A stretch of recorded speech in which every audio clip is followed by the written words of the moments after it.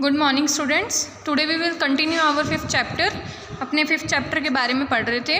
Last lecture के अंदर अपनों ने होमोजीनियस और हेट्रोजीनियस मिक्सचर के बारे में पढ़ा था। मैंने आपको कहा था अगले लेक्चर के अंदर अपने प्रॉपर्टीज़ ऑफ मिक्सचर पढ़ेंगे। तो आज अपने स्टार्ट करते हैं properties of mixture. The constituent of mixture में बी इन द रेशियो। देखो क्या होता है, जो मिक्सचर होता है उसके अंदर जो भी कॉन्स्टिट्यूएंट्स प्रेजेंट होते हैं, यानी कि जिस पार्ट्स में वो बना होता है, मान लो 2 या 2 से अधिक चीज़ों से मिलकर वो बना है, तो उनका एक फिक्स रेशियो होता है। जैसे आप लोगों को एक एग्जांपल देती हूँ मैं, H2O, जिसको अपने वाटर बोलते हैं। क्या बोलते हैं? Water.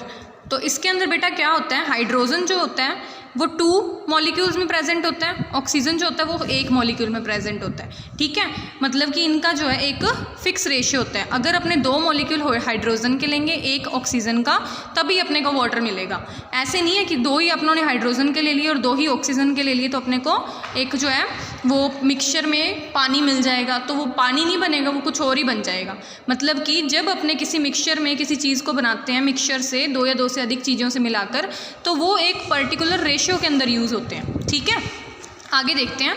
They retain their individual property. वो अपनी इंडिविजुअल प्रॉपर्टी, यानी कि जो उनकी मिक्सचर से पहले वाली प्रॉपर्टी थी, यानी हाइड्रोजन जो है, अगर उन दोनों को अलग अलग करते हैं, हाइड्रोजन क्या रहेगी? गैस रहेगी, ऑक्सीजन भी गैस रहेगी। यानी कि they retain their individual property, वो अपना अस्तित्व बनाए रखते हैं। This is because the molecule of constituents do not change. क्यों ऐसा क्यों होता है? क्योंकि मिक्सचर के बाद भी जो उसके मॉलिक्यूल होते हैं वो वैसे के वैसे ही रहते हैं। मतलब कि अब पानी बनने से पहले क्या थी? गैसेस थी ना, H2 भी गैस थी, O भी गैस थी। ठीक है, तो जब पानी बन गया उसके बाद में क्या है? चीज़ें तो वही रही, हाइड्रोजन और ऑक्सीजन। समझ आ गया? अब इसके अंदर क्या एग्जाम्पल दिया हुआ है? For example, properties of iron and sulphur do not change when mixed. यानी अगर आयरन और सल्फर को आप किसी के साथ मिक्स कर दोगे तो उनकी प्रॉपर्टीज़ चेंज नहीं होंगी। The constituents can be separated by simple method. आपको अलग अलग मैथड से अलग कर सकते हैं, जैसे simply. For example, you can clearly seen tiny stone in rice. अब देखो पत्थर, राइस के अंदर, चावल के अंदर जो छोटे छोटे पत्थर होते हैं, दाल के अंदर, उनको अपने क्या करते हैं? हाथों से धीरे धीरे सेपरेट कर लेते हैं ना। ठीक है, but can you tell looking at the glass of water whenever it is dissolved substance in it. अब देखो अपने पानी का गिलास देखते हैं तो उसके अंदर अपने बता सकते हैं कि इसके अंदर क्या डिजॉल्व है। अगर अपने को वो दिख रहा है, घुला हुआ नहीं है, तो अपने बता सकते हैं। अगर वो घुला हुआ है तो अपने नहीं बता पाएंगे। For this you will study some properties. अब इसको अगर अलग करना है तो इसके लिए अपने को कुछ प्रॉपर्टीज़ को स्टडी करना पड़ेगा। Sample of water giving out of the compare them with properties of pure water. देखो अब जो उन्होंने पानी का एग्जाम्पल लिया है, मतलब कि आपने गिलास के अंदर यहाँ पे मान लो पानी है, ठीक है, एक गिलास जो है उसके अंदर प्योर वाटर है। आपने दोनों को देखा, कंपेयर किया आपस में, आपको इसके अंदर क्या दिखा? मान लो इसके अंदर आप लोगों को इसके अंदर दिखा कि मान लो ये पानी का जो गिलास था, इसके अंदर पानी क्या था? मैला था, मिट्टी के कलर का था। ये जो आपने पानी का गिलास लिया, इसके अंदर वाटर जो है वो प्योर फॉर्म में है। तो आप लोगों ने क्या देखा? जब इनको कंपेयर किया तो आपने देखा कि ये तो धुंधला धुंधला है, कुछ इसके अंदर पॉइंट्स हैं, कुछ चीज़ें इसमें मिक्स हैं। तो इसके अंदर जब आपने कंपेयर किया तो आपको दिखा कि इसके अंदर मिट्टी के पार्टिकल्स जो हैं वो प्रेजेंट है और ये जो पानी है ये साफ़ है। ठीक है, अब देखो क्या होता है। Now melting point and boiling point are 2 such properties. अब क्या होता है, इनको आपस में कंपेयर करने के लिए मेल्टिंग पॉइंट एक इंट्रोड्यूस होती है टर्म और एक बॉइलिंग पॉइंट, ये 2 टर्म यूज़ होती है। इनको कंपेयर करने के लिए अपने इनका भी यूज़ करते हैं। आगे मैं आपको बताऊँगी कि इनका मतलब क्या होता है। देखो, a pure compound has fixed melting and boiling point. देखो क्या होता है ना, अगर अपने सिर्फ एक प्योर कंपाउंड की बात कर रहे हैं, मिक्स की बात नहीं कर रहे, अपने सिर्फ प्योर कंपाउंड की बात कर रहे हैं। मान लो कि ऐसा कंपाउंड जो बिल्कुल प्योर है, उसमें किसी भी तरीके की मिलावट नहीं है, तो क्या होता है? They have fixed melting and boiling point. मतलब कि उनका मेल्टिंग पॉइंट जिस पॉइंट पे उसने पिघलना है, जिस टेम्परेचर पे पिघलना स्टार्ट होगा वो भी फिक्स होगा, और जिस टेम्परेचर पे वो बॉयल होना स्टार्ट होगा वो भी फिक्स होगा। जैसे अपने वाटर का एग्जाम्पल लेते हैं। Pure water at sea level boils 100 degree Celsius. पानी जो प्योर होता है ना वो 100 डिग्री सेल्सियस पे बॉईल होना स्टार्ट हो जाता है, अगर वो पानी बिल्कुल प्योर है। समझ आ गया? अगर उसमें इम्प्योरिटीज़ है, वो मिक्स है, तो उसको थोड़ा टाइम भी लग सकता है, हो सकता है कुछ ऐसी चीज़ें मिक्स हो जिससे वो इस टेम्परेचर से पहले भी बॉईल होना स्टार्ट हो जाए। तो जो प्योर वाटर होगा वो 100 डिग्री सेल्सियस पे बॉईल होना स्टार्ट हो जाएगा। मतलब बच्चों, जो चीज़ें प्योर होती हैं उनका फिक्स मेल्टिंग पॉइंट होता है और फिक्स ही बॉइलिंग पॉइंट होता है।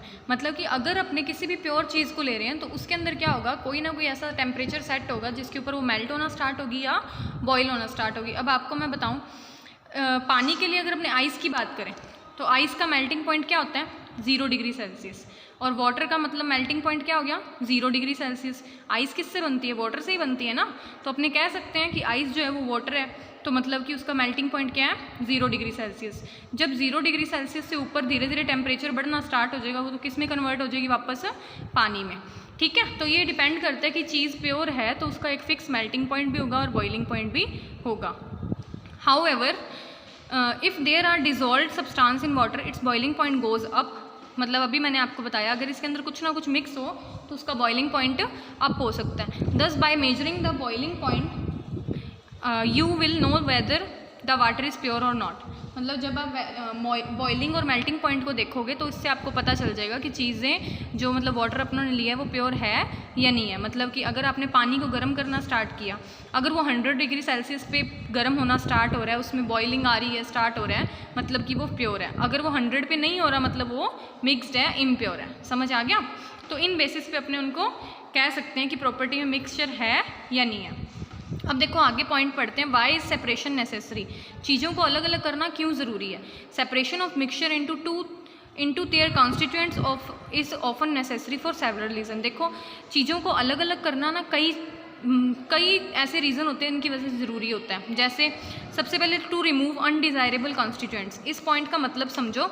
टू रिमूव अनडिज़ायरेबल कॉन्स्टिट्यूएंट्स का मतलब होता है ऐसी चीज़ें मिक्सचर में से अलग करना जिनकी अपने को ज़रूरत नहीं है, यानी कि जो उसको हो सकता है कि अपने खाने में अगर बात करें तो खाने में अपने को हार्म करे। जैसे अपने राइस की बात करते हैं, small stone present in rice can be harmful for our teeth and body. अब छोटे छोटे जो पत्थर होते हैं अगर अपने उनको चावल में बिना अलग किए उसको पका लें तो क्या होगा, वो अपने मुंह में आएंगे, अपने दांतों के नीचे आएंगे, तो मे बी उससे अपनी बॉडी को हार्म हो सकता है।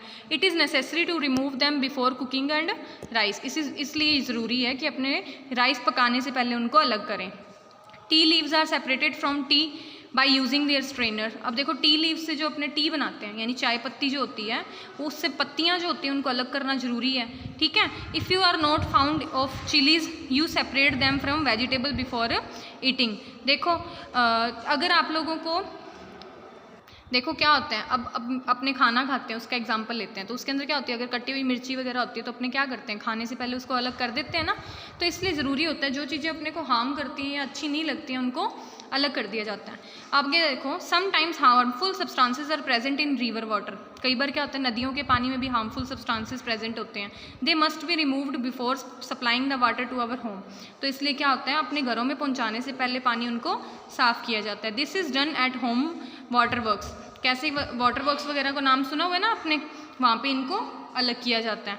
इन towns and cities and by water filter used eight Holmes. ठीक है, जैसे शहर हैं, गाँव हैं, उन सब के अंदर क्या किया जाता है, वाटर फिल्टर यूज़ किए जाते हैं घर पे अपने पानी को अलग करने के लिए। आप लोगों के घर पे भी होगा, वाटर फिल्टर भी होते हैं, स्टील वाले जो होते हैं, आरओ भी होते हैं अपने घरों में, है ना। तो उनसे अपनी इम्प्योरिटीज़ को अलग कर देते हैं जिससे अपनी बॉडी को कोई हार्म ना हो। आगे देखो, air contains many substance such as gases, smoke, dust particles. तो एयर के अंदर ये सब चीज़ें प्रेजेंट होती है। Our body requires only oxygen for respiration. अब अपनी बॉडी को देखो ऑक्सीजन की ज़रूरत होती है तभी अपने सांस ले पाते हैं। It separates the oxygen and breathe out other component. अब देखो अपने जब सांस लेते हैं तो अपने को क्या होती है, ऑक्सीजन की ज़रूरत होती है, तो ऑक्सीजन तो अपने बॉडी के अंदर लेते हैं और जिस गैस की अपनी बॉडी में ज़रूरत नहीं होती या अदर कंपोनेंट्स उसको बाहर निकाल देते हैं। कैसे, जैसे ऑक्सीजन जब अपने लेते हैं तो CO2 की ज़रूरत नहीं होती तो अपने क्या कर देते हैं, CO2 जो अपनी बॉडी में बनती है उसको बाहर निकाल देते हैं। You may have seen persons who are very ill being put on respirator which supply oxygen to the patient. कुछ लोग ऐसे होते हैं, आपने देखा होगा, उनके ऑक्सीजन मास्क लगे होते हैं ना, मतलब उनको क्या करते हैं, सप्लाई करते हैं ऑक्सीजन का। ठीक है, here the process of separating unwanted component is already done. इसलिए अपने को ऐसी चीज़ों को छानने की ज़रूरत होती है जो अपनी बॉडी को हार्म ना करे, so that the body does not have to do it. ठीक है बच्चों, नेक्स्ट लेक्चर के अंदर जो है अपने आगे चैप्टर कंटिन्यू करेंगे, तब तक आप साथ साथ पढ़ते रहो। Thank you.